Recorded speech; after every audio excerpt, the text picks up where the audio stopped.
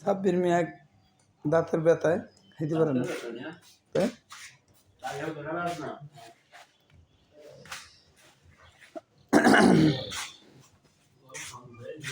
শুভ সকাল, আসসালামু আলাইকুম। সবাই আশা করি ভালো আছেন। ইনশাল্লাহ আপনাদের দোয়া আমি ভালো আছি। ঈদ সবারই ভালো কাটলো ইনশাল্লাহ। তো আশা করি আপনাকেও ভালো কাটছে।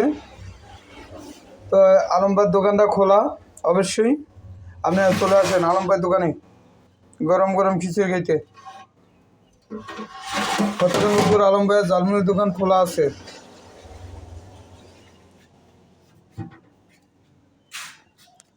ঠিক আছে, সবাই ভালো থাকবেন, সুস্থ থাকবেন। আর আলম ভাইয়ের পেজটা ফলো দিবেন, লাইক দিবেন, শেয়ার করে দিবেন, সাবস্ক্রাইব করবেন। ধন্যবাদ সবাইকে। আসসালামু আলাইকুম।